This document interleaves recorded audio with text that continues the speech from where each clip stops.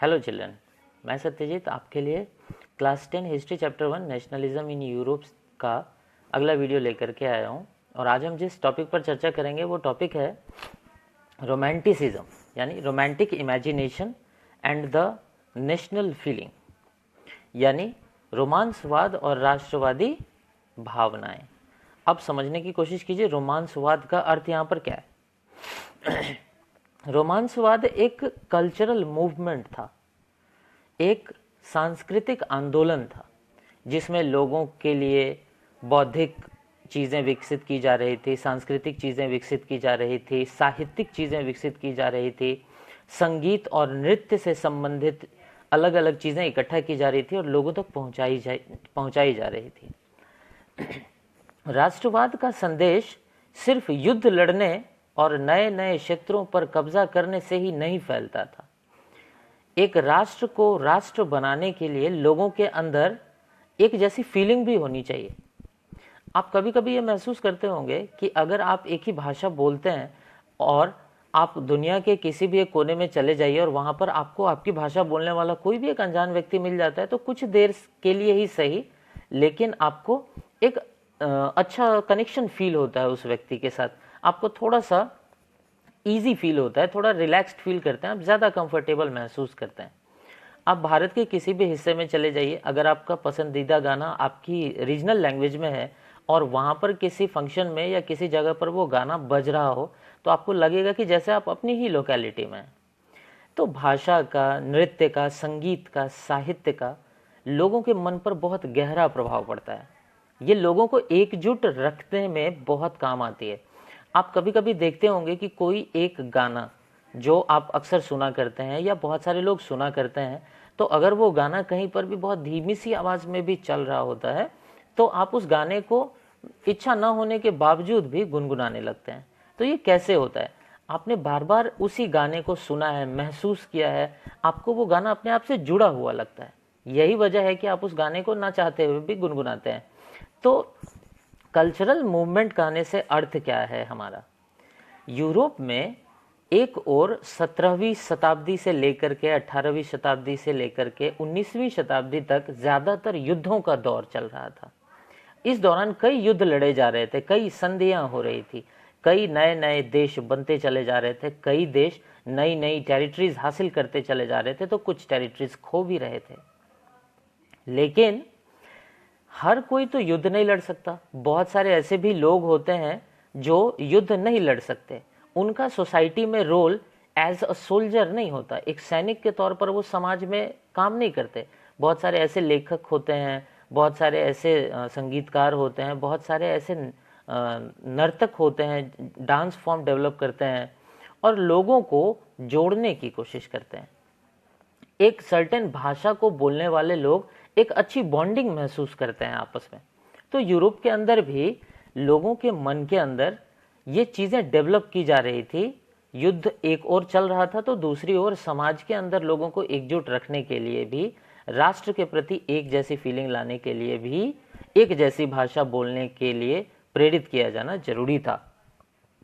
तो चलिए देखते हैं ये रोमांटिक मूवमेंट क्या था, ये कल्चरल मूवमेंट क्या था। हम अगर इसको और अच्छे से समझने की कोशिश करें तो ये लोगों के मन के अंदर राष्ट्रवादी सेंटिमेंट्स डेवलप करता था।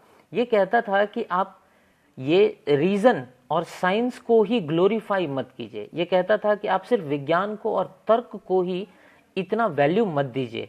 आप व्यक्ति के मन के अंदर की जो फीलिंग्स हैं, जो इनर सेंटिमेंट्स हैं, आप उनको भी तरजीह दीजिए, उनको भी समझने की कोशिश कीजिए। ये कहते थे कि हमें आसपास बहुत सारी ऐसी चीज़ें दिखती हैं जिनसे हम बचपन से जकड़े हुए हैं। हमें उन चीज़ों को भी समझना चाहिए जो हमारे अंदर हैं। हम ये नहीं कह सकते कि सिर्फ टेरिटरीज जीतने से ही हम एक दूसरे से ज़्यादा शक्तिशाली हो सकेंगे। शक्तिशाली हम तब भी होंगे जब हम एक जैसी भाषा बोल रहे हों, जब हम एक जैसे कल्चर को फॉलो कर रहे हों, जब हम एक दूसरे से वस्तुओं के बजाय एक दूसरे की भावनाओं के साथ जुड़ने की कोशिश करें। तो यही एक कल्चरल मूवमेंट था जो यूरोप में डेवलप होता चला जा रहा था।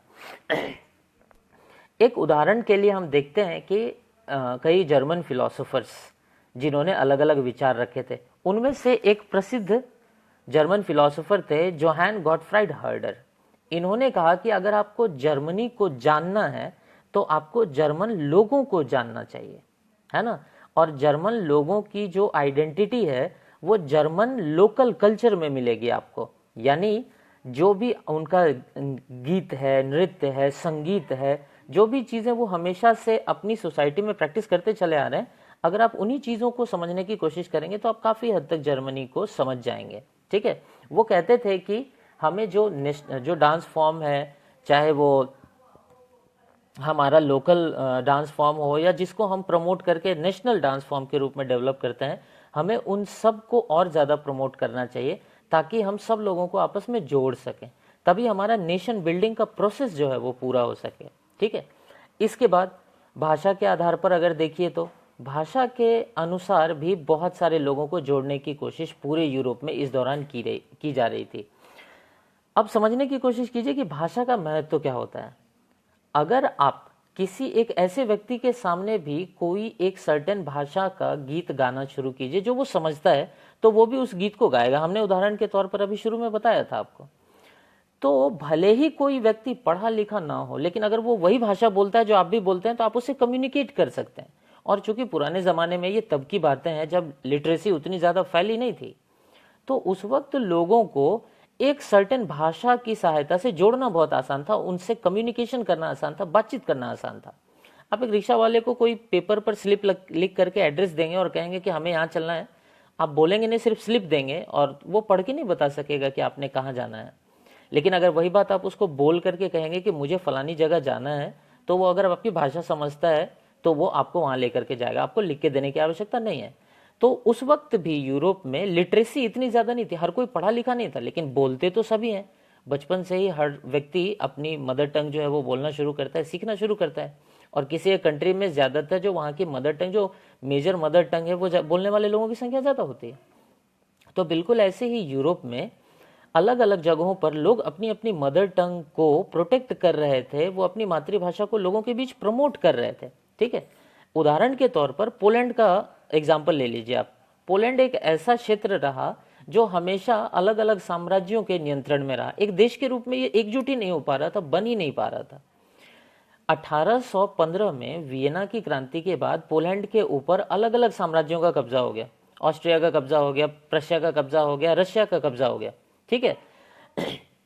अभी भी यहाँ के लोग अपनी आइडेंटिटी को प्रोटेक्ट रखने के लिए जो वहाँ की लोकल म्यूजिक फॉर्म थे, जो डांस फॉर्म था, उन सब को उन्होंने प्रोटेक्ट करने की कोशिश की।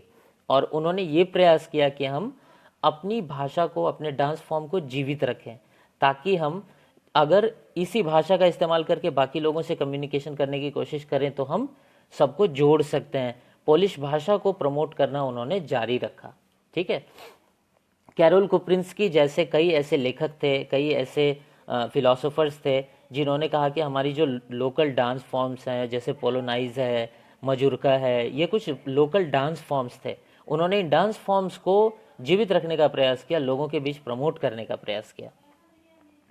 भाषा कितनी महत्वपूर्ण होती है इसको समझने की कोशिश कीजिए।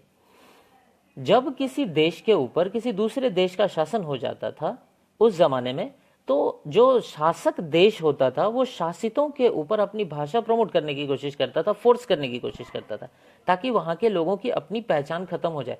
वो अपनी भाषा में एक दूसरे से जुड़ने की कोशिश ना करें, एक दूसरे के साथ लंबे समय तक टिकने की कोशिश ना करें। वो हमारी भाषा सीखें और हमारे जैसा बनने की कोशिश करें। हमने जैसे उनके ऊपर रूल किया है वैसे ही वो भी दूसरों के ऊपर रूल करने की टेंडेंसी डेवलप करें। रशिया का जब नियंत्रण हो गया पोलैंड के ऊपर, तो स्कूलों में रशियन भाषा को इन्फोर्स कर दिया गया और पोलिश भाषा को बैन कर दिया गया। अब देखिए, जिन लोगों को पोलिश भाषा बोलने की इच्छा होती थी उनके ऊपर कड़े एक्शन लिए जाते थे। तो ऐसे केस में पोलिश भाषा का इस्तेमाल करने से लोग डरने लगे। लेकिन आप स्कूलों में मना कर सकते हैं, कॉलेजेस में मना कर सकते हैं, यूनिवर्सिटीज़ में पोलिश भाषा को मना कर सकते हैं। आप रशियन भाषा इन एजुकेशनल इंस्टीट्यूशंस में ज़बरदस्ती इन्फोर्स कर सकते हैं, लेकिन चर्च के अंदर तो आप हथियार लेकर के अपने रशियन सैनिकों को नहीं भेज सकते कि जाओ पोलैंड के जितने भी चर्च हैं उनके अंदर जो पोलिश भाषा में बात करता है उसको अरेस्ट करो और उसको पनिश करो। चर्च को तो आप भी मानते हैं, चाहे आप रशियन हो चाहे पोलिश हो, यानी आप पोलैंड के निवासी हो या रशिया के निवासी हो, आप अपने चर्च का अपमान तो नहीं कर सकते। तो पोलिश लोगों ने अपने देश की पहचान को बरकरार रखने के लिए, अपनी भाषा को जीवित रखने के लिए उन्होंने पोलिश भाषा का इस्तेमाल करना चर्च वगैरह में जारी रखा। उन्होंने रिलीजियस इंस्ट्रक्शन, जो भी धार्मिक संकेत होते थे, संदेश होते थे, वो उन्होंने पोलिश भाषा में लिखना जारी रखा। इससे फायदा ये हुआ कि वो पोलिश भाषा का स्ट्रगल जो है वो उन्होंने जारी रखा और रशियन लोगों के अत्याचारों से भी वो बच सके। कई बार इसका बुरा परिणाम भी होता था। जो रशियन सैनिक होते थे वो पोलिश जितने भी चर्च थे, उनके जो बिशप्स हुआ करते थे, जो प्रीस्ट हुआ करते थे, वो उनको भेज दिया करते थे साइबेरिया, बहुत ठंडी जगह है ये, पनिशमेंट के रूप में पोलैंड से निकाल दिया जाता था और उनको साइबेरिया भेज दिया जाता था, ताकि उनको ये एहसास हो कि उन्हें पोलिश भाषा नहीं बोलनी चाहिए थी। तो देखिए, एक भाषा को जबरदस्ती दूसरे शासक के द्वारा, जिसने कब्जा किया हुआ है उस भाषा के लोगों के ऊपर, जबरदस्ती वो उनकी भाषा उनसे अलग करने की कोशिश कर रहा है, लेकिन लोग फिर भी स्ट्रगल कर रहे हैं कि वो अपनी भाषा को जीवित रख सकें। तो इस तरह से अपनी भाषा का प्रयोग करना भी अपने देश के प्रति राष्ट्रवादी संघर्ष को जीवित रखने का एक तरीका था, और इसी तरीके को यूरोप के ज्यादातर हिस्सों में लोगों ने जारी रखा। तो अगर सवाल आएगा आपसे कि कल्चरल मूवमेंट, रोमांटिसिज्म क्या था, तो आप कहेंगे कि ये एक ऐसा आंदोलन था जो 18वीं शताब्दी के लास्ट से शुरू हुआ माना जाता है और 19वीं शताब्दी के अंत तक जनरली ये अपने टॉप पर था। तो अराउंड 100 to 125 ईयर्स ये वो दौर था जब कल्चरल मूवमेंट फैलता चला जा रहा था यूरोप के अंदर, और लोग अब साइंस और रीजन से ऊपर उठ करके ह्यूमन सेंटिमेंट्स, जो ह्यूमन फीलिंग्स थी, जो ह्यूमन कल्चर था, जो लोगों का इंटेलेक्ट था, जो मिस्टिक फीलिंग हुआ करती थी व्यक्ति के अंदर की, उन सभी इमोशंस को लोगों के बीच प्रमोट किया जा रहा था। और इसके लिए उन्होंने अपने अपने अलग अलग सोशल इंडिकेटर्स का इस्तेमाल किया। सोशल इंडिकेटर्स थे dance, music, literature, politics, philosophy और कल्चर। इन सब चीज़ों को मिला जुला करके लोगों ने लोगों से जुड़ने का और एक देश के प्रति एक बराबर फीलिंग डेवलप करने का काम किया। तो यही था romanticism and the national feeling. अगर आपको इस वीडियो से संबंधित, इस टॉपिक से संबंधित कोई भी डाउट है तो आप कमेंट में नीचे लिख करके हमें बता सकते हैं, और इससे आगे इस सीरीज़ के अगले वीडियो के लिए हम जल्द ही आपके सामने आएंगे। तब तक अपनी पढ़ाई जारी रखें। Take care.